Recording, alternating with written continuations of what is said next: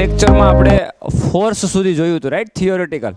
મેં તમને કીધું હતું કે આટલી થિયરી આપણે કમ્પ્લીટ પૂરી થઈ જાય એટલે એમસીક્યુની પ્રેક્ટિસ કરવાની છે, પ્રોબ્લેમ્સ કેવા પ્રકારના પૂછાઈ જોવાના છે, રાઈટ? આજનો લેક્ચર તમારો છે ને એ બધા લેક્ચર કરતાં વધારે ઇમ્પોર્ટન્ટ એટલા માટે થઈ જાય કે આપણે આજે પ્રેક્ટિસ શેની કરવાની છે? પ્રોબ્લેમ્સ ગણવાના છે, પ્રશ્ન સમજવાના છે કે કેવી રીતે એક્ઝામમાં ક્વેશ્ચન પૂછાય. અત્યાર સુધીમાં તમે દોલન ચેપ્ટરની અંદર થિયોરિટિકલ પોર્શન જોયો ક્યાં સુધી? સરળ આવર્ત ગતિમાં બળ સુધીના બધા ઇક્વેશન આપણે જોઈ લીધા ને. હવે એની ઉપરથી ક્વેશ્ચન કેવા પૂછાય? સૌથી પહેલાં તો તમને સિમ્પલ હાર્મોનિક મોશન છે કે નહીં, આવર્ત ગતિ છે કે નહીં, આ ઓળખતા આવડવું જોઈએ સમીકરણો ઉપરથી. ફોર એક્ઝામ્પલ, દાખલા તરીકે એક પદાર્થનું સ્થાન આ રીતે બદલાય, x is equal two 3t² minus 6t plus 1. અહીંયા પણ આપણે પ્લસ કરી દઈએ. ચલો, હવે હું તમને કહું કે આ સરળ આવર્ત ગતિ છે કે નહીં, ફોર એક્ઝામ્પલ, તો તમે કહેશો કે સર આમાં સમય વધારતા જાઓ, 1 સેકન્ડ, 2 સેકન્ડ, 3 સેકન્ડ, 4 સેકન્ડ, તો એક્સની વેલ્યુ કન્ટિન્યુ વધતી જાય ને, પાછું બેક આવતું જ નથી. સિમ્પલ હાર્મોનિક મોશનમાં શું થતું હોય? ગતિ પુનરાવર્તિત થતી હોય, વધઘટ થતી હોય ને. આમાં એવું થાય છે, એનો મતલબ આ સિમ્પલ હાર્મોનિક મોશન નથી. સમજાણું? એ તમને સમીકરણ જોઈને ખબર પડી જવી જોઈએ કે આ સિમ્પલ હાર્મોનિક મોશન છે કે નહીં. પછી બીજી મહત્વની વસ્તુ કે સાઇન કે કોસ તમને દેખાય એટલે સીધું તમે મૂકી દો કે ચલો આ સિમ્પલ હાર્મોનિક મોશન છે. પણ જો સાઇન ઉપર ઘાત કેટલી છે, સાઇનનો ક્યુબ છે, આવું હોય ને, sign cube omega T, sine square omega T, sign omega T, whatever કંઈ પણ હોય, તો તમને ખાલી સાઇન દેખાય એટલે તમે કહી દો કે ભાઈ આ સરળ આવર્ત ગતિ છે, સિમ્પલ હાર્મોનિક મોશન છે. તો એવું જરૂરી નથી. સમજાય? એટલે ચેક કરવાનું છે કે સિમ્પલ હાર્મોનિક મોશન છે કે નહીં.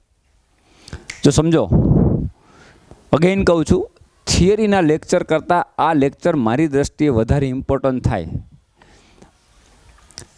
એમસીક્યુ સોલ્વ કરવાનો લેક્ચર અને પેપર સોલ્વ કરવાનો લેક્ચર, જો આમાં તમે ધ્યાન ના રાખો ને આખું થિયરી ભણ્યા કરો ફિઝિક્સની, તો તમને ક્યારેય એમસીક્યુ સોલ્વ કરતા નથી આવડવાના અને તમારું પેપરની અંદર માર્ક અપ થવાના નથી. રિઝલ્ટ તમારું ઇમ્પ્રૂવ તો જ થશે કે તમે થિયરી ભણ્યા પછી એમસીક્યુની પ્રેક્ટિસ કરો. પ્રેક્ટિસ ત્યારે કરશો તમે કે ત્યારે તમને કંઈક આવડતું હશે. એમસીક્યુ ગણતા તો આવડવું જોઈએ ને, તો પ્રેક્ટિસ કરો ને. 5 પ્રશ્નો ગણ્યા હશે તો બીજા 10 તમે ગણી શકશો, પણ 5માં જ ખબર નથી પડતી તો 10 ગણવાનો પ્રશ્ન જ નથી, રાઈટ?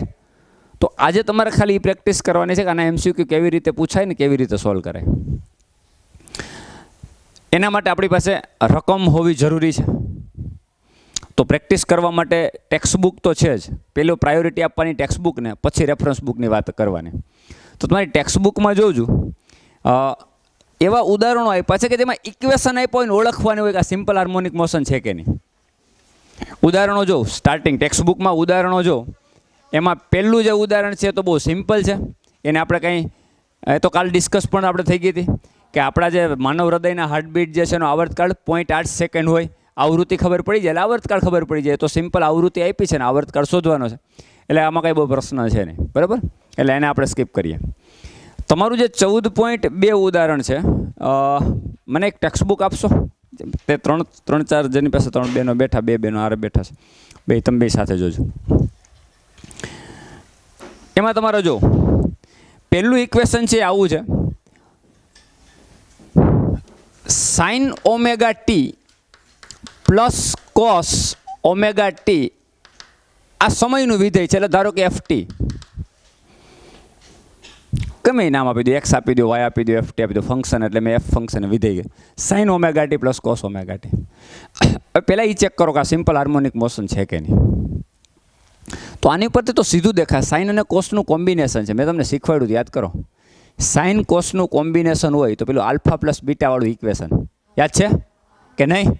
તો તમે આનો કંપ વિસ્તાર કેટલો કહેશો? 1 કહેશો, આનો 1 કહેશો કે 2 કહેશો કે √2 કહેશો? હે? કે સાઇન જે છે એની આગળ 1 છે, કોસની આગળ 1 છે ને. તો આપણું ઇક્વેશન આ ઇક્વેશનનો કંપ વિસ્તારનું સૂત્ર મેં લખાયું તો d = √a² + b². યાદ છે? તો એની જગ્યા ઉપર અહીંયા 1, બીની જગ્યા ઉપર અહીંયા 1, તો ફાઇનલી શું થયું? 1 સ્ક્વેર પ્લસ 1 સ્ક્વેર રૂટ 2 ને. તો આ એક એવી સરળ આવર્ત ગતિ છે કે જેનો કંપ વિસ્તાર A = √2 સેન્ટીમીટર મીટર, જેમાં આપ્યું એમાં એકમ કીધું તો એકમ, યુનિટ આટલો એકમ. રેડી? હવે શું મેળવવાનું? પ્રારંભિક કળા. તો પ્રારંભિક કળાનું સૂત્ર શું હતું? tan phi = B/A. B એટલે 1, A એટલે 1, 1/1 એટલે 1. તો tan ની 1 કિંમત ક્યાં થાય? tan ઇન્વર્સ 1, 45 ડિગ્રી એટલે π/4 એને. એનો મતલબ પ્રારંભિક કળા phi = π/4 રેડિયન. તો એક એવી સિમ્પલ હાર્મોનિક મોશન છે કે જેની કોણીય આવૃત્તિ ઓમેગા છે, કંપ વિસ્તાર √2 છે અને પ્રારંભિક કળા કેટલી છે? π/4. જોયું તમે? π/4 તમને અહીં ક્યાંય નહીં દેખાય. મેં તમને ત્યારે પણ કીધું હતું કે ઓમેગા ટી પ્લસ ફાઈ હોવું જરૂરી નથી, કારણ કે અહીંયા સાઇન અને કોસનું કોમ્બિનેશન છે. જ્યારે આનું કોમ્બિનેશન હોય ત્યારે આપણે સિમ્પલ હાર્મોનિક મોશનમાં જે મેં થિયરીમાં શીખવાડ્યું હતું એ કોમ્બિનેશન પ્રકારનું સમીકરણ sine omega T plus phi = શું લખાય? Sine omega T cos phi plus cos omega T sine phi. આ પ્રકારનું ઇક્વેશન થાય ને. તો એની ઉપરથી તો આવેલું છે સાઇન ઓમેગા ટી અને કોસ ફાઈ. તો સાઇન ઓમેગા ટી કોસ ફાઈની જગ્યાએ 1 અને એ જ રીતે સાઇન ફાઈની જગ્યા ઉપર પણ 1. ક્લિયર? હાલો, ખબર પડી ગઈ? આ આપણો જવાબ મળી ગયો. સિમ્પલ હાર્મોનિક મોશન છે, કંપ વિસ્તાર √2 છે અને પ્રારંભિક કળા π/4 છે. એવી સિમ્પલ હાર્મોનિક મોશન છે. તમારે ઓળખવાનું જ છે કે સિમ્પલ હાર્મોનિક મોશન છે કે નહીં. રેડી? પછી બીજી જે છે, પછી આમાં હું મેળવવાનું બીજું કંઈ કીધું છે? આવર્તકાળ આપો. તો આવર્તકાળ કેટલો થાય? આવૃત્તિ કેટલી છે? ઓમેગા. તો આવર્તકાળ T બરાબર શું થાય? 2π/ω. આવર્તકાળ ઓમેગા = 2π/T. તો T = 2π/ω ને. તો 2π/ω જેટલો આવર્તકાળ છે. પૂરું. પછી આપ્યું તમને sign omega T, cos 2 omega T અને સાઇન 4 ઓમેગા ટી. આવું જ છે કંઈક. આવું જ છે ને. ft = sine omega T plus cos 2 omega T plus sine 4 omega T. તો આ ગતિનું વર્ણન કેમ કરું? તમે જોઈએ સાઇન પ્લસ કોસનું કોમ્બિનેશન હોય ને તો કાંઈ પ્રશ્ન નહોતો. અહીં સાઇન પ્લસ કોસ તો છે જ, પ્લસ પાછો સાઇન પણ છે. તો આનું ઇન્ડિવિજ્યુઅલ સિમ્પલ હાર્મોનિક મોશન આવર્ત ગતિ જ છે. સાઇન કે કોસ વિધિ અનુસાર બદલાય છે. પણ આના માટે તમારે અલગથી વર્ણન કરવું પડે કે આનો આવર્તકાળ કેટલો? તો કે T = 2π/ω. કે આની આવૃત્તિ કેટલી છે? ઓમેગા. તમને ખબર પડી કે જો આ સાઇન વિધિ અનુસાર પોતાનું સ્થાન બદલે સમય સાથે, એની કોણીય આવૃત્તિ ઓમેગા છે અને એનો આવર્તકાળ છે 2π/ω. હવે આના કરતાં આની ઝડપ જો બમણી છે, આની ઓમેગા છે તો આની 2ω છે. ઝડપ બમણી થાય તો આવર્તકાળ અડધો થઈ જાય. ઓમેગા અને ટી બંને એકબીજાને વ્યસ્ત હોય ને, તો ઝડપ આની કેવી છે? અને જેને કાંઈ ખબર ના પડતી હોય ને, તો અહીં કેમ ઓમેગા = 2π/T લખ્યું? અહીં શું લખી નાખવાનું? 2ω = 2π/T. આપણે કમ્પેર કરીએ સમીકરણ, તો ઓમેગાની જગ્યાએ ઓમેગા છે કે 2ω?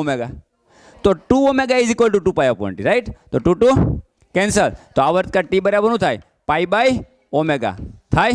થઈ ગયો. જો આ આવર્તકાળ કેટલો? π/ω નું બમણું ને. આ જો આ ખાલી π/ω છે, એનો મતલબ આના કરતાં બમણું, આના કરતાં અડધો. તો એ જ થાય ને. ઝડપ બમણી તો આવર્તકાળ કેટલો થાય? અડધો જ થાય ને. થાય? આની ઝડપ કેટલા ગણી? તો આવર્તકાળ ચોથા ભાગનું. તો આ કેટલો હશે? T/4. આ T છે ને, આ T છે ને, તો એના કરતાં ચોથા ભાગનો એટલે 2π/ω. આનો ચોથો ભાગ એટલે છેદમાં 4. તો 2 દુ 4 એટલે કેટલો થાય? π/2ω. આટલો આવર્તકાળ T' થાય. તો જો આનો આવર્તકાળ T કહું તો આનો T/2 અને આનો T/4. કમ્પેરિઝન કરો તો આને ઇન્ડિવિજ્યુઅલ વર્ણન કરવું પડે. આમાં કોમ્બિનેશન નહીં થાય ને સાઇન અને કોસનું, તો શું કરવું પડે? આ એક એવી સરળ આવર્ત ગતિ છે કે જેનો આનો આવર્તકાળ T છે, એના કરતાં આનો આવર્તકાળ અડધો છે અને આનો આવર્તકાળ આના કરતાં ચોથા ભાગનો છે, એટલે કે આના કરતાં અડધો છે. આના કરતાં તો અડધો જ થાય ને. આ T/2 છે ને આ T/4 છે. આના કરતાં આવી સરળ આવર્ત ગતિ. આની ઝડપ ઓમેગા, આની સોરી કોણીય આવૃત્તિ આની કેટલી? ઓમેગા. આની કોણીય આવૃત્તિ આના કરતાં બમણી અને આની આવૃત્તિ આના કરતાં 4 ગણી. તો સ્વાભાવિક છે આવૃત્તિ વધારે હશે તો આવર્તકાળ ઓછો જશે. રાઈટ? તો ઇન્ડિવિજ્યુઅલ વર્ણન થાય. આમાં પછી આમ મૂકીને જ દેવાનો. આ કેટલું 1, આ કેટલું 1, આ કેટલું 1, તો આનું √3. આવું કોઈ કંઈ શીખવાડ્યું નથી અમે. સાઇન અને કોસ બે ઘટક હોય તો જ એનો કંપ વિસ્તાર D = થાય √a² + b². પછી અહીં સાઇન હોય, અહીં કોસ હોય, અહીં સાઇન હોય, પાછું અહીં સાઇન હોય, અહીં સાઇન હોય, અહીં કોસ હોય, આવા 4 વિધેય છે તો એનું ઇન્ડિવિજ્યુઅલ વર્ણન થાય. એ કોમ્પ્લિકેટેડ થઈ જાય ગણતરી, એટલે આનું અલગથી વર્ણન કરવું પડે. તો એ તમારે સીધે સીધું જેટલા ઘટક હોય અહીંયા 2 લખ્યા, અહીં 3 લખ્યા, ને 1 લખ્યા, ને 4 લખ્યા, તો 1નો વર્ગ, 2નો વર્ગ, 3નો વર્ગ, ને 4નો વર્ગ, ને 1નો રૂટમાં કરો એટલો એનો શું થાય કંપ વિસ્તાર. આવું ના હોય, આવું કોઈ ઇક્વેશન આપણે ભણ્યા નથી. રેડી? પછી આનો આવર્તકાળ કેટલો? તો કે આનો T, આનો T/2, આનો T/4. એટલે આનો આવર્તકાળ કેટલો? તો કે T + T/2 + T/4. આવું ન હોય. આ બધા અલગ અલગ આવર્તકાળ સાથે દોલન કરે. આનો આવર્તકાળ જુદો છે, આનો આવર્તકાળ જુદો, આનો આવર્તકાળ જુદો, બધાના ઓમેગા જુદા છે. સમજાય છે કે નહીં? તો છે સિમ્પલ હાર્મોનિક મોશન, આવર્ત ગતિ જ છે, પણ આ દરેકના આવર્તકાળ જુદા છે, આવૃત્તિ જુદી. ક્લિયર? પછી એના પછીનું સમીકરણ આપ્યું એક્સપોનેન્શિયલ -ωt. આવું એક ઇક્વેશન આપ્યું. આના પછી ચરઘાતાંકીય ફેરફાર આપ્યો ને. આના પછીનું ઇક્વેશન શું આપ્યું? એક્સપોનેન્શિયલી -ωt. આને ચરઘાતાંકીય ફેરફાર કહેવાય સમય સાથે. ft સમયનું વિધેય, સમય હારે બદલાય છે તો પાકું. પણ આમાં t વધારતા જશો તો વેલ્યુ વધતી જ જશે. બેક આવવાની વાત જ આવતી નથી આમાં ક્યાંય. 2 સેકન્ડ, 4 સેકન્ડ, 5 સેકન્ડ, 25 સેકન્ડ આગળ તમે જતા તો ωt વધતો જાય ને, તો ક્રમશઃ વેલ્યુ વધતી જ જશે. એટલે આવર્ત ગતિ છે જ નહીં, સિમ્પલ હાર્મોનિક મોશન જ નથી, તો આવર્તકાળ શેનો? વાત પૂરી. અહીંયા કેન્સલ, SHM છે નહીં, વાત પૂરી. પછી એમાં કંઈ મેળવવાનું આવતું જ નથી. પછી બીજું શું કીધું? log ωt. એના પછીનું વિધેય છે log ωt. આમાં પણ શું થાય? સમય વધારતા જો log ઇન્ફિનિટી સુધી વધતો જ જાય ને, તો આમાં પણ સમય હારે વધારો જ થાય છે, ઘટતું તો છે જ નહીં. એનો મતલબ આ પણ સિમ્પલ હાર્મોનિક મોશન નથી, એટલે આનું કાંઈ બીજું વર્ણન આવે નહીં. ક્લિયર? એટલે પહેલાં સમીકરણને ઓળખતા શીખો, એનો આવર્તકાળ ગણતા શીખો, આવૃત્તિ ગણતા શીખો, કળા ગણતા શીખો. 14.2 પછી 14.3 જો. હાલો, આ વસ્તુમાં તમને ખબર પડી જાય. sin ωt - cos ωt. ft = શું આપ્યું?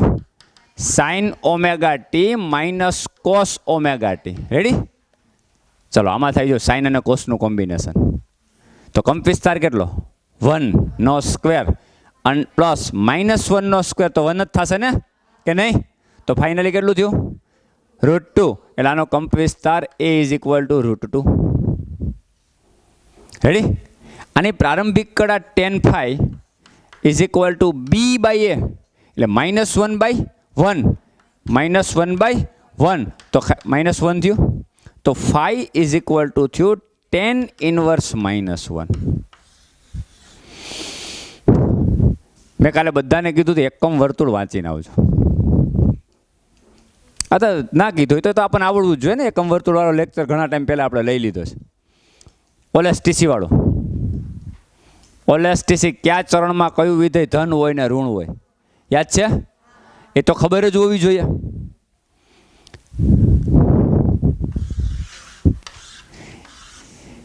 એવા એક્સપ્રેશન કરશે ને જાણે જિંદગીમાં કોઈ દી આ વાત ક્યાંય થઈ જ ના હોય. હે, બાઘા જેવા છે.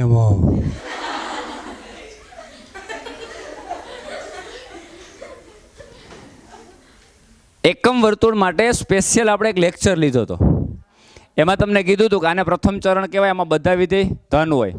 STC અહીં સાઇન અને કોસેક ધન હોય, બાકી બધા ઋણ હોય.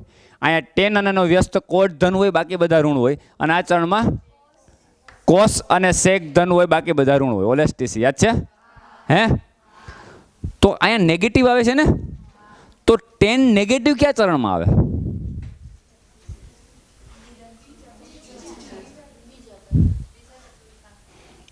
અહીંયા તો બધા ધન હોય. અહીંયા ટેન અને કોટ ધન હોય, બાકી બધા ઋણ હોય ને, તો અહીંયા ટેન કેવો થાય? ધન, એટલે આ લેવાનું નથી. અહીંયા સાઇન અને કોસેક ધન થાય, બધા ઋણ, એટલે ટેન ઋણ થાય ને, એટલે બીજા ચરણમાં ટેન ઋણ થાય. આપણે ટેનની વાત આલે એટલે રેડી? અને આમાં કોસ અને સેક ધન હોય તો આમાંય ઋણ થાય ને, તો ટેન ચોથા ચરણમાં પણ ઋણ થાય. બીજું અને ચોથું ચરણ એવા છે કે જેમાં ટેન ઋણ હોય, પણ અહીંયા π/4 આવે. સાઇન ટેન વનની કિંમત કેટલી? ટેન વન ક્યાં થાય? ક્યાં એંગલ ઉપર ટેન વન થાય? 45, 45 ડિગ્રી ને. તો તમે અહીંથી આમ જાઓ તો 45 તો અહીં પહોંચો જ નહીં બીજા ચરણમાં, કારણ કે 90 ડિગ્રી ત્યાં થઈ જાય ને. તો 40 તમે 45 તો પહેલા ચરણમાં જ રહેશો ને, તો ત્યાં તો ટેન કેવો હોય? ધન. તો બીજા ચરણનો કે પ્રશ્ન જ આવતો નથી. હા, 45 તમે બેક જઈ શકો, આમ તો 45 જઈ શકો ને.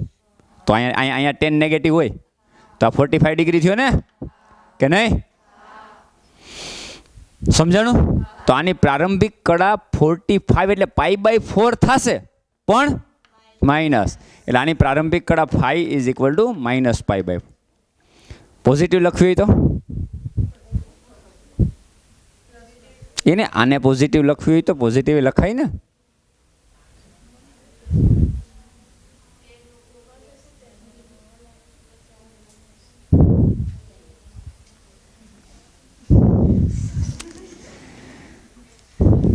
મૌન શ્રોતાઓ, સાંભળા કરવાનું નથી. આમ નેગેટિવ થયું અહીંથી, તો આ જ લોકેશન ઉપર તમે આમ જાઓ તો પોઝિટિવ ને. આટલું કયો, આટલું કયો કે આ બાજુ ઊંધું, આટલું કયો, બે હરખું થાય કે નહીં? તો આખું ચક્કર ફરો એટલે 2π રેડિયન કહેવાય. એમાંથી કેટલું બાદ કરવાનું? π/4 ને. તો 2π - π/4 કરો ને, પોઝિટિવ વેલ્યુ લખાય. 4 દુ 8, 8π માંથી 2 સોરી 8π માંથી π માઇનસ થાય તો 7π, તો 7π/4 થાય. તો -π/4 કયો કે 7π/4 પ્લસ કયો, બે સરખું જ આ લોકેશન ઉપર જ આવીને ઉભા રહ્યો ને તમે. તો આ ઘણી વખત આમ લખ્યું કે પ્રારંભિક કળા 5 એટલે હું, તો કે -π/4. પછી એમ લખ્યું સાહેબ બુકમાં તેમ લખ્યું પ્રારંભિક કળા 5 = 7π/4. તમે તો અમને -π/4 શીખવાડ્યું.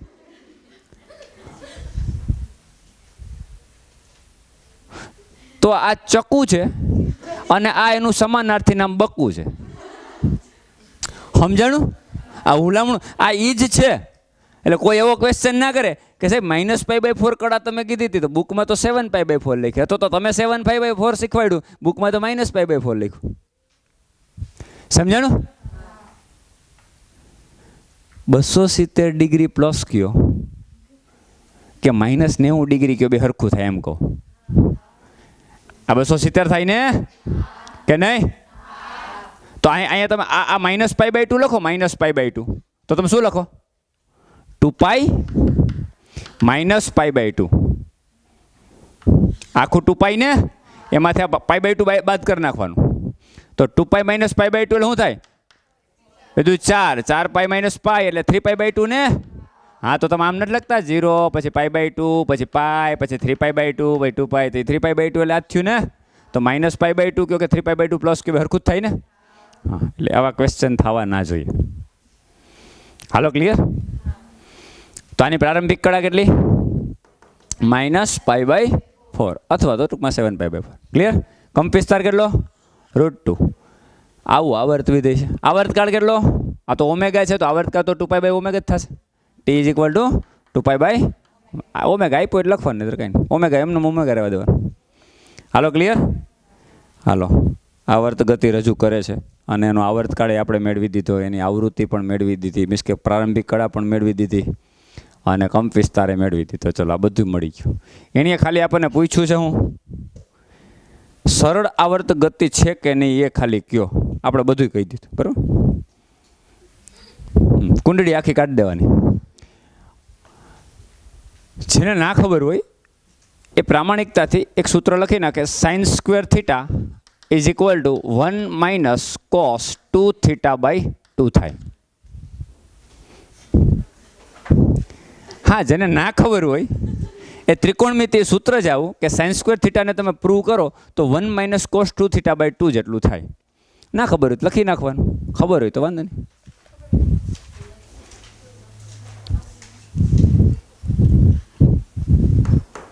જેમ સૂત્રો આવતા જાય ને એ મગજમાં ફિટ કરતા જવાના. આપણે આની પહેલાં એક સૂત્ર ભણ્યા sine alpha plus beta is equal two sine alpha cos beta plus cos alpha sign beta. તો એ આપણા માટે એક ઇક્વેશન થઈ ગયું. એમ સેમ સાઇન સ્ક્વેર થીટા બરાબર આપણને એક જ મગજમાં હોય કે sine square theta is equal two 1 minus cos square theta. બીજું દુનિયામાં કાંઈ હોય નહીં. ત્રિકોણમિતિની દુનિયામાં સાઇન સ્ક્વેર થીટા એટલે હું 1 માઇનસ કોસ સ્ક્વેર થીટા. બીજું કાંઈ થાય નહીં, આવું થાય.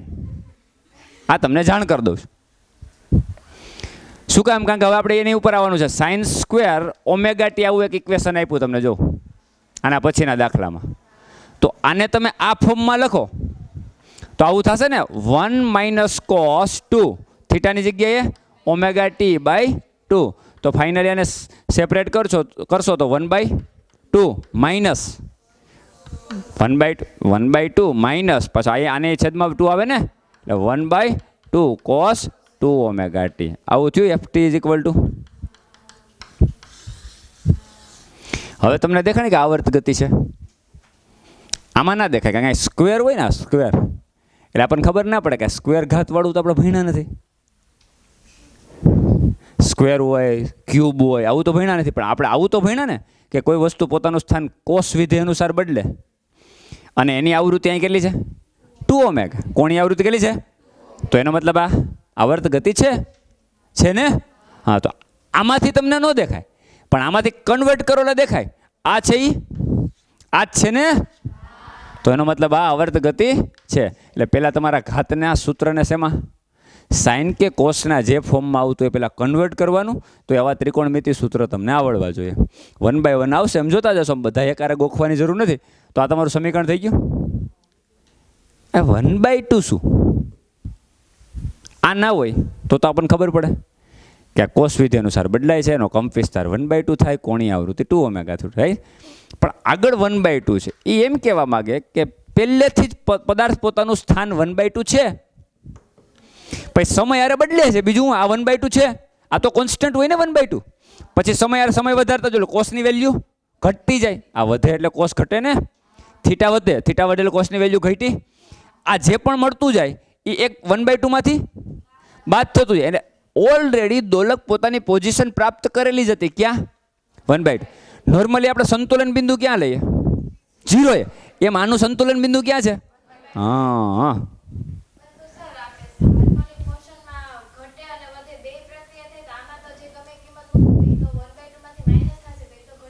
ના એવું ના થાય ને. કોસ વિધેય છે ને, કોસ બદલાય, કોસ જેમ બદલાય એમ બદલશે.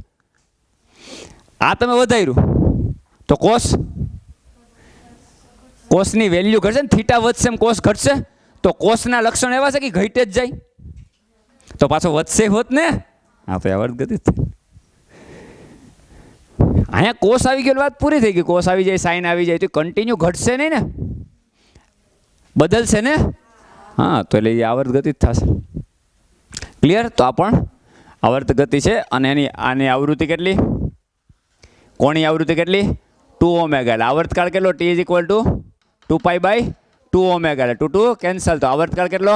π/. આ એક એવી આવર્ત ગતિ છે જેનો આવર્તકાળ π/ઓમેગા છે, જેનો કંપ વિસ્તાર 1/2 છે. પણ પોતાનું સંતુલન અવસ્થા ક્યાંથી સ્ટાર્ટ છે? 0 એ નથી. ક્યાં છે? 1/2 છે.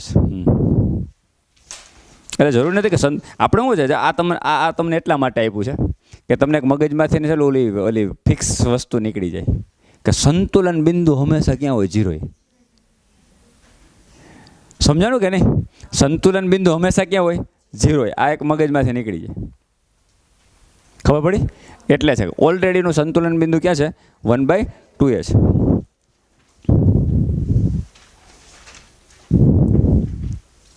એ સમજાણું, પ્રેક્ટિકલી સમજાણું ને. સંતુલન બિંદુ 1/2 એવો હોય એટલે આપણે શું વિચારીએ? જો અહીંયા 0, પછી અહીંયા 1, અહીંયા 2, અહીંયા 3. સંખ્યા રેખા ઉપર જાય આપણે. અહીંયા -1, અહીંયા -2, આ -3. રેડી? હવે મેં આમ લોલક રાખ્યો આમ. હવે આમ ગતિ કરે તો પહેલાં આમ જાય, પછી આમ જાય, આમ જાય. તો કોની આસપાસ દોલન કરે? 0ની આસપાસ. 0માંથી આમ પ્લસ પોઝિટિવ અને આ માઇનસ. આમ જાય. સમજાણું કે ના? ખબર પડી? હવે આ લોલકને હું આ પોઝિશનમાં બતાવું તો સંતુલન પોઈન્ટ શું થયો? હા, 2 થી આમ જાય તો 2 માંથી ઓછું થાય, 2 થી આમ જાય તો 2 થી વધશે. તો સંતુલન પોઈન્ટ શું થયો? તો જરૂરી નથી કે 0 જ હોય એમ કહો. સમજાય? હા. પછી ઘણા એ ગોતે હાડું સંતુલન સ્થાન 1/2 છે તો ક્યાં હશે? ગતિ તો 0 ની આસપાસ જ થાય સાહેબ. હવે ખોટું, આ બાજુ 1 આ બાજુ 1. સમજાણું કે નહીં? હા, એ વસ્તુ છે, ધ્યાન રાખજો. એટલે સંતુલન પોઈન્ટ કોઈ પણ હોઈ શકે. એમ એનું સંતુલન પોઈન્ટ કયું છે? 1/2. એવી સિમ્પલ હાર્મોનિક મોશન છે અને કોસ વિધેય અનુસાર પોતાનું સ્થાન બદલે છે. હાલો, ક્લિયર? ઓકે.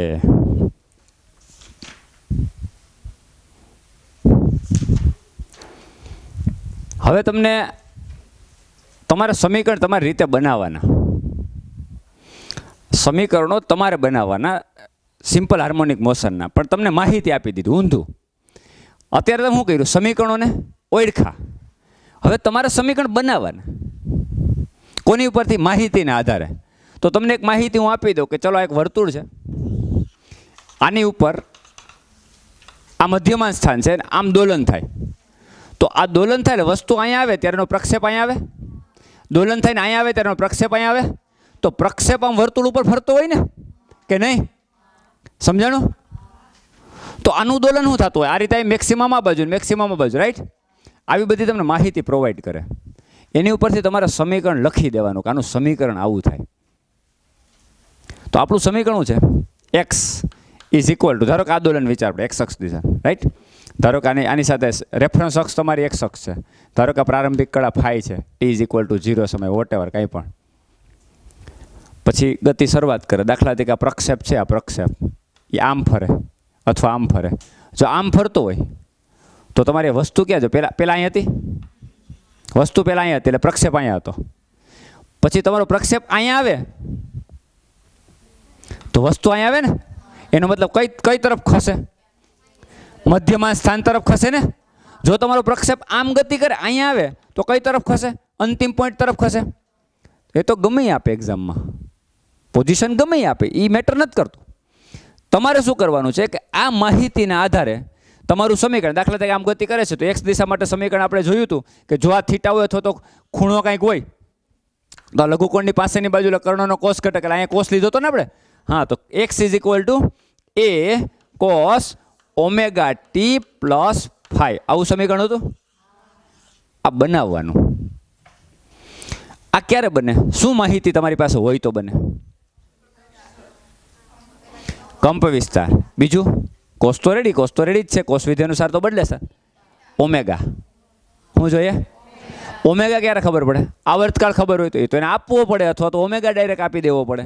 અને પ્રારંભિક કળા, 3 વસ્તુ તમને ખબર હોય એટલે સમીકરણ તમારું રેડી. રેડી? હવે તમે ટેક્સ્ટ બુકમાં જો બધી માહિતી આપી. ઉદાહરણ જો એના પછીનું 14.4 આકૃતિઓ આપી. જોજે 2 આકૃતિ આપી. એમાં પહેલી આકૃતિમાં ટી ઇઝ ઇક્વલ ટુ 0 સમય એંગલ કેટલો છે? જોજે અહીંયા એંગલ કેટલો છે? અહીંયા ટી ઇઝ ઇક્વલ ટુ 0 સમય એંગલ કેટલો છે? હે, 45 ડિગ્રી, એટલે π/4 રેડિયન ને, કે નહીં? ટી ઇઝ ઇક્વલ ટુ 0 સમયે આ એંગલ છે 45. સમજો.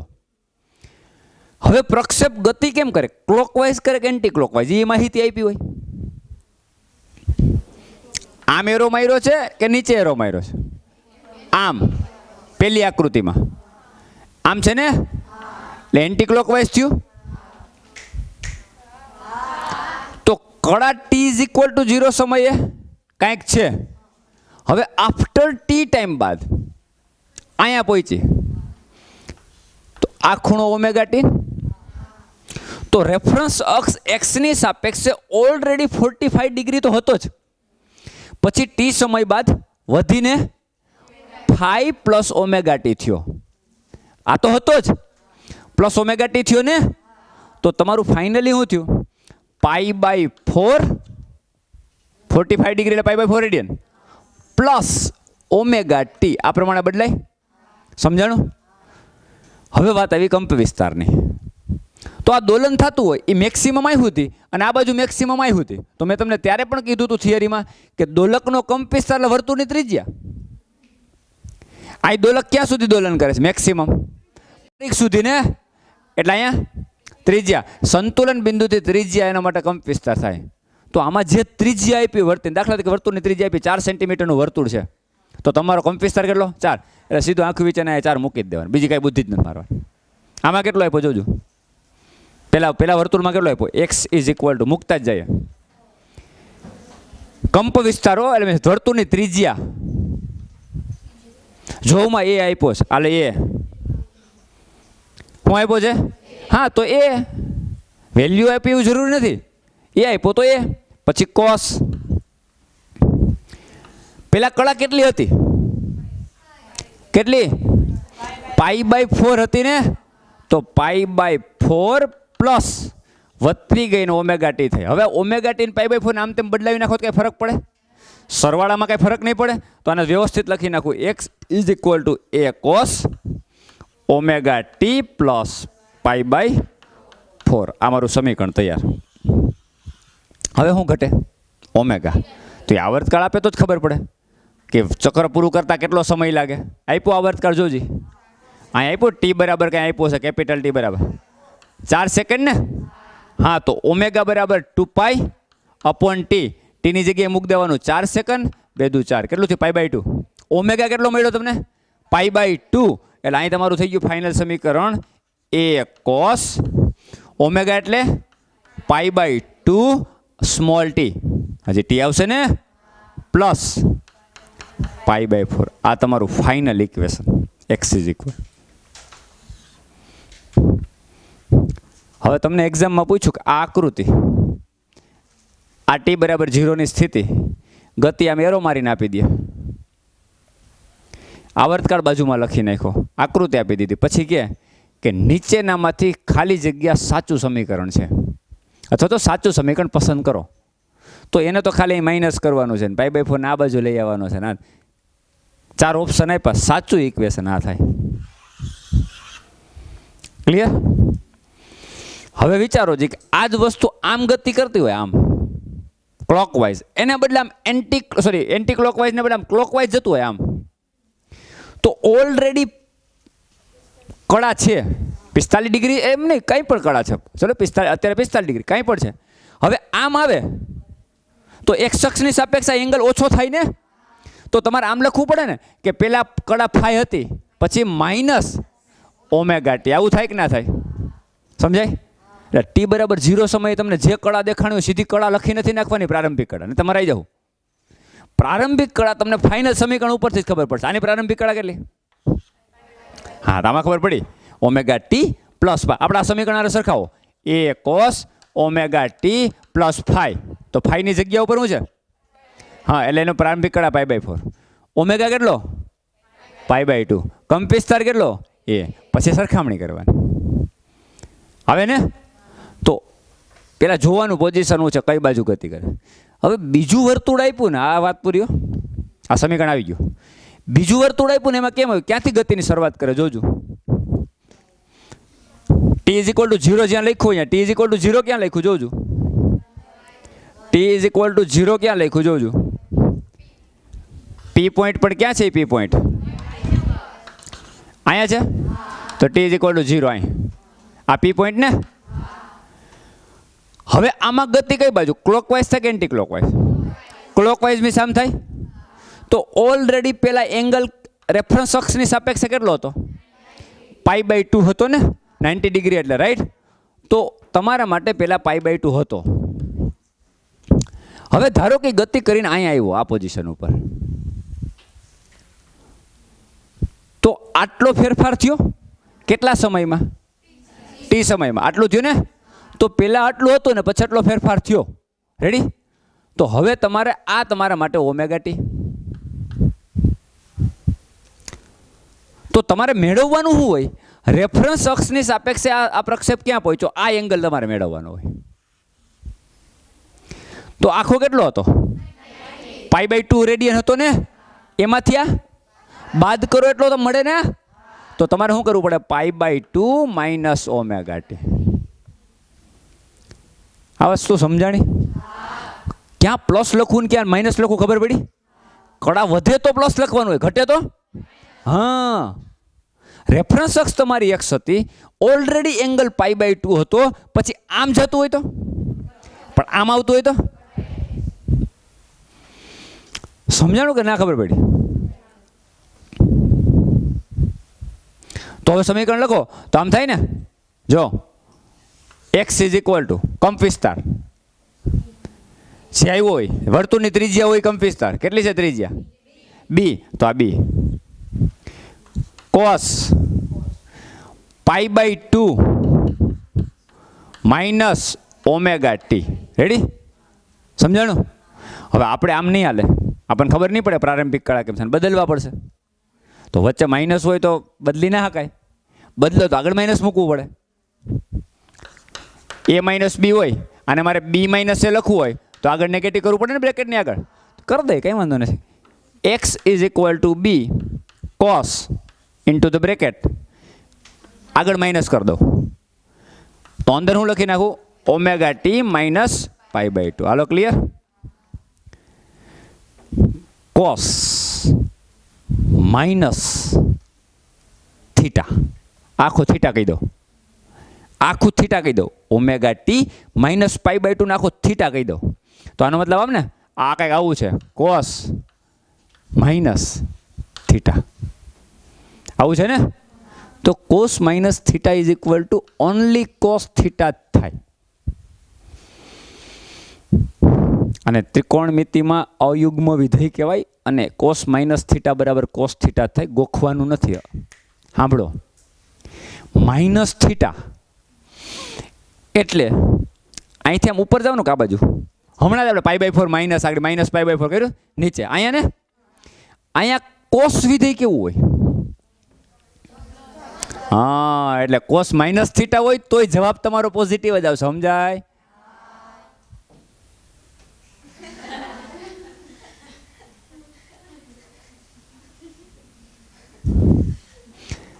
તમે cos માઇનસ π/4 લ્યો, π/4 માઇનસ, તો તમે આ ચરણમાં આવશો. પણ ભલે તમે લખ્યું માઇનસ π/4, આ ચરણમાં cos કેવો હોય? સમજાણું કે નહીં? એટલે cos minus theta is equal two cos theta જ લખવાનું. પછી એ જ રીતે સાઇન માઇનસ થીટા કરો તો માઇનસ સાઇન થીટા થાય. આ ચરણની અંદર તમે આવો તો સાઇન નેગેટિવ હોય ને, એટલે સાઇન માઇનસ થીટા હોય તો શું થાય? Minus sine theta. પણ કોસ માઇનસ થીટા હોય તો થાય? Cos theta. આનો મતલબ શું થયો કે આગળ ભલે માઇનસ હોય છતાંય હું આને શું લખી શકું? કોસ થીટા લખી શકું. રાઈટ? તો આનો મતલબ આને લખું x is equal to b cos omega t minus π/2. આમ લખી શકું ને કે નહીં? હા, તમારું સમીકરણ. Omega is equal two 2π/t. T કેટલો? આવર્ત કળામાં આપ્યો હશે. કેટલો આપ્યો? હા, 30 સેકન્ડ ને, તો અહીં 30, 2 15 30, એટલે π/15. કોના બરાબર π/15? ઓમેગા બરાબર 2π/t. આવર્તકાળ તમારો 30 મૂક્યો એટલે ઓમેગા મને મળ્યો π/15. અહીં મૂકી દો π/15. b cos ઓમેગાની જગ્યાએ π/15 સ્મોલ t માઇનસ π/2. આવું થાય ને સમીકરણ? આ તમારું સમીકરણ. હવે જો પ્રારંભિક કળા π/2 કે માઇનસ π/2? હા, અહીં સીધું તમે જોઈ લો કે અહીં π/2 દેખાય, t બરાબર 0. પ્રારંભિક કળા π/2 એટલે મરી ગયા. t બરાબર 0 એ કળા શું જે ખૂણો હોય, આ ખૂણો કેટલો હતો? પ્લસ π/2 જતો ને. હે? તો કળા ઘટે કે વધે? આમ જાય તો ઘટે ને, એટલે અહીં બતાવે જ છે કે માઇનસ π/2. તો તમે જો લખી નાખો કે પ્રારંભિક કળા φ ઇઝ ઇક્વલ ટુ π/2. કેમ? તો કાંઈ આકૃતિમાં દેખાય જ છે t ઇઝ ઇક્વલ ટુ 0 બરાબર π/2. આમાં ક્યાં બીજી બુદ્ધિ મારવાની? તો ઓપ્શનમાં બે આપ્યું હશે, π/2 હશે ને માઇનસ π/2 હશે. 4 ઓપ્શન આપ્યા હોય ને, એમાં π/2 પણ હશે ને માઇનસ π/2. સીધો આ ખૂણો કેટલો દેખાય? π/2. આ પહેલો જ ઓપ્શન હોય, તમને બીજા ઓપ્શનમાં જવા જ ના દે. પહેલું શું હોય? π/2. યસ, આપણને આવડી ગયું. પ્રારંભિક કળા π/2. પછી એક્ઝામમાંથી બહાર નીકળે આપણી મિત્ર હોય કે તને ખબર છે આ સમીકરણ આમ કરવું પડે અને પછી તમે કરો ને ત્યાં માઇનસ. ઓ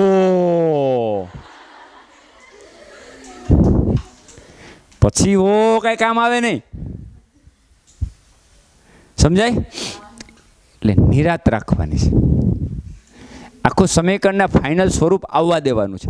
ફાઇનલ સ્વરૂપ આવશે એટલે તમને ખબર પડે છે કે, અથવા તમારે બહુ મગજમારી ના કરવી હોય, તમને એમ થાય કે ચલો આપણને ખબર આ કયું વિધેય છે, કોસ, રાઈટ, કોસ વિધેય છે ને. પ્રારંભિક કળા તમને લાગતી હતી પોઝિટિવ છે, પણ ગતિ ઉપરથી ખબર પડી જાય. ગતિ ક્લોકવાઇઝ થઈ ને એટલે કળામાં ઘટાડો થયો ને, સમજાણું? એટલે તમે શું મૂકશો, π/2 માઇનસ ફલાણું કંઈક ઓમેગા ટી વોટેવર. પાછું કોસ વિધેય છે, અયુગ્મ વિધેય છે, એટલે પાછું પોઝિટિવ જ થઈ જશે. એટલે એને આમ લખી શકાય છે ઓમેગા ટી માઇનસ π/2 લખી શકાય કે નહીં? એટલે ઓટોમેટિક અહીં કળા કેવી આવશે, નેગેટિવ આવશે. એ વિચારી જ રાખવાનું હોય, સમજાણું કે નહીં? હવે એ π/2 ને બદલે ગમે એવું હોઈ શકે, અહીંયા ગમે એવું હોય વેલ્યુ ગમે એવું હોય, પણ અહીંયા નેગેટિવ આવે કે પોઝિટિવ આવે, આ બહુ ઇમ્પોર્ટન્ટ. સમજ પડી? ઓકે. સમીકરણ ઓળખતા આવડ્યા? સમીકરણ ખબર પડી કોને આવર્ત ગતિ કહેવાય? ખબર પડી? અને આકૃતિ ઉપરથી સમીકરણ મેળવતા આવડ્યું? પાકું? આટલું હોમવર્કમાં કરી આવવાનું છે. સ્વાધ્યાયમાં જાઓ. એનસીઆરટીમાં આપણે સ્વાધ્યાયમાં જાઓ, એમાં 14.4 દેખાય ઇક્વેશન? દેખાય? આ કરી આવવાનું. 14.6 દેખાય ઇક્વેશન? દેખાય છે? a = 0.7x, a = -200x². દેખાય? આ કરી આવવાનું. 14.11 દેખાય વર્તુળ પ્રક્ષેપની ગતિ? જો બાજુમાં આવર્તકાળ ને બધું આપ્યું, દેખાય? આ દાખલા કઈ રહી છે હમણાં, સેમ છે ને? ઓકે. એટલે 14.4, 14.6 અને 14.11. જો આપણે આજની પ્રેક્ટિસમાં વ્યવસ્થિત તમે ધ્યાન આપ્યું હોય તો આ પ્રશ્ન તમને ત્રણેય આવડવા જોઈએ ને? ક્લિયર? 14.4 છેલ્લો પ્રશ્ન 14.5. 14.5માં જાઓ. આમાં ઉદાહરણમાં 14.5 જાઓ. આપણે ત્યાં સુધી જ ચલાવ્યું ને, થિયરી 14.6 થી નથી આવેલી ને, 14.6 પહેલાનું બધું પૂરું કરી દીધું. આપણે અત્યારે કયું ઉદાહરણ ગણ્યું? 14.4. હવે 14.5 રહ્યું. તો 14.5માં કયું સમીકરણ આપ્યું? આપણું એક્ઝેક્ટ સમીકરણ આપ્યું. જો a cos omega T plus 5 પ્રકારનું સમીકરણ છે. એક્ઝેક્ટ આ સમીકરણ છે. x = a cos omega T plus 5 પ્રકારનું સમીકરણ જ છે. સરખામણી ખાલી કરી દો, એની જગ્યા ઉપર શું છે? હે 5. એટલે a = 5 એટલે કંપ વિસ્તાર 5 સેન્ટીમીટર. મીટર જે પણ આપ્યું, શેમાં આપ્યું? મીટર, સેન્ટીમીટર, શેમાં આપ્યું? હા, તો આ મીટર. રેડી? પછી ઓમેગા ટી, તો ટી કાઢી નાખો ને જે બાકી બચે ઓમેગા. હા, તો તમારો ઓમેગા 2π થઈ ગયો. તો ઓમેગા 2π તો આવર્તકાળ 1 સેકન્ડ. કે ઓમેગા બરાબર તમે આમ લખો ને, 2π/t બરાબર 2π, 2π કેન્સલ, તો t = 1 સેકન્ડ. થઈ ગયો? કંપ વિસ્તાર 5 મીટર, આવર્તકાળ 1 સેકન્ડ, કોણીય આવૃત્તિ 2π અને પ્રારંભિક કળા ϕ = π/4. આવી સરળ આવર્ત ગતિ છે. ખબર પડી ગઈ? પણ અહીંયા એવું નથી કરવાનું. અહીંયા કંઈ ઓળખવાનું કેવું કાંઈ છે ને, એ તો ખબર પડી ગઈ સરળ આવર્ત ગતિ છે જ. પણ અહીંયા તમને કોઈ સમયે શું મેળવવાનું કીધું? સ્થાનાંતર, વેગ અને પ્રવેગ છે ને? તો કાલના લેક્ચરમાં આપણે સ્થાનાંતર, વેગ અને પ્રવેગના સમીકરણ, સેમ સમીકરણો કોસ વિધેય અનુસાર પદાર્થ સ્થાન બદલે તો વેગ પ્રવેગના સમીકરણો જોઈએ ને સમય આધારિત. હે? તો સ્થાનાંતર તો સીધું x = a એટલે 5 કોસ ઓમેગા કેટલો આપ્યો? 2π. અને t બરાબર કેટલા સેકન્ડ પછી સ્થાનાંતર મેળવવાનું છે? જોજો રકમમાં 1.5 ગુણ્યા 2π, 2 × 1.5 એટલે 3, એટલે 3π થઈ ગયું. ડાયરેક્ટ લખું છું +5 એટલે π/4. હાલો રેડી? આવું થઈ ગયું ને? કેટલા સેકન્ડ પછી? t બરાબર 1.5 સેકન્ડ પછી આ સ્થાનાંતર આ ગોતવાનું છે. x = 5 cos 3π + π/4 કેટલું? કોઈ આમ ના કરતા 4 × 12, 12π + π એટલે 13π/4. એમ નહીં, આની કિંમત કેટલી થાય? એકમ વર્તુળ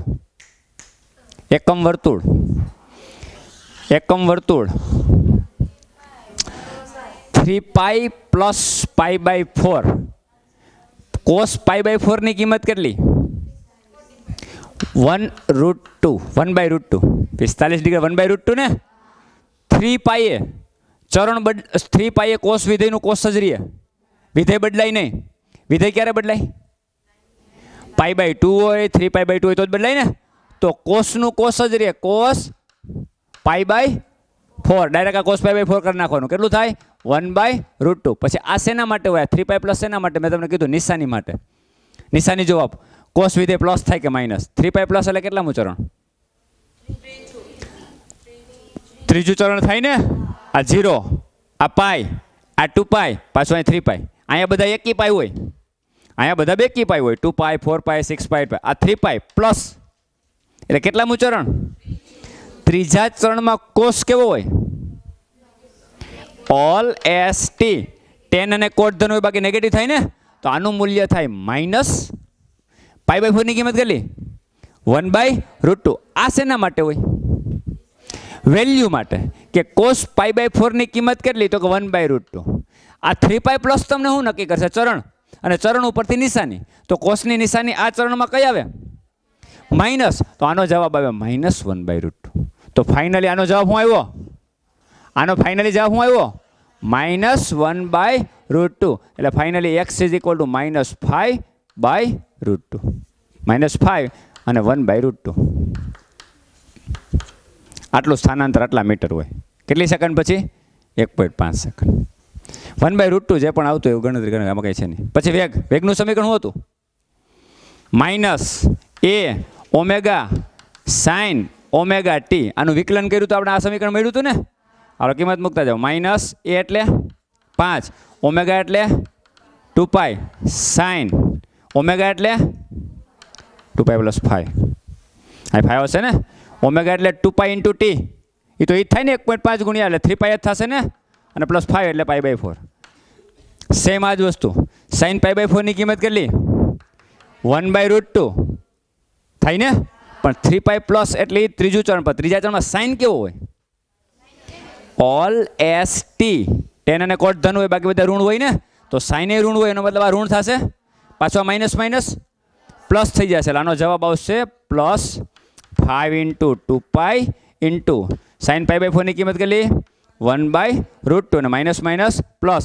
આટલો વેગ હોય, આટલા મીટર પર સેકન્ડ.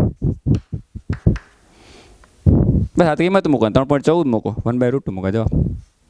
હે પછી પાછું ટી વાળું સમીકરણ પ્રવેગનું લખવાનું. પણ હવે એ મજૂરી નહીં કરવાની. સ્થાનાંતર તો મળી ગયું 1.5 સેકન્ડે. એક્સ તો મળી ગયો ને. તો એક્સના ફોર્મમાં પ્રવેગનું સમીકરણ કાલે શું લખાયું હતું? a =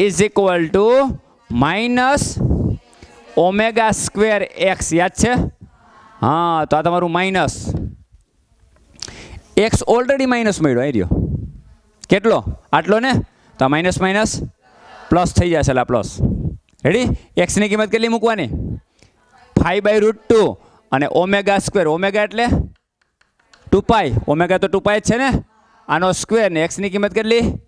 5/√2 માઇનસ પણ માઇનસ માઇનસ પ્લસ 5/√2. આ તમારો જવાબ. પાઈનો વર્ગ 3.14 નો વર્ગ કરો, 2 નો વર્ગ 4 કરો, ગુણાકાર કરો, 5/√2. આટલા મીટર પર સેકન્ડ સ્ક્વેર પ્રવેગ હોય. તો કાલે કીધું ખબર કે સ્થાનાંતર ઋણ હોય તો પ્રવેગ ધન જ થાય. આ થઈ ગયું ને, પોઝિટિવ જ આવે ને. કે આ તમે અહીંયા જ મૂક્યું સીધું માઇનસ માઇનસ માઇનસ પ્લસ થઈ ગયું. એ તો તમે થિયરીમાં જે ભણ્યા હોય જોઈએ, એમાં કાંઈ બીજું કંઈ ખબર પડી? તો બધા જ પ્રકારના પ્રશ્નો થઈ ગયા. સમીકરણમાંથી વેલ્યુ મેળવવી, આકૃતિ ઉપરથી સમીકરણ તૈયાર કરવું, સમીકરણને ઓળખવું કે સિમ્પલ હાર્મોનિક મોશન છે કે નહીં. થઈ ગયું ને? બધા પ્રકારના પ્રશ્નો થઈ ગયા.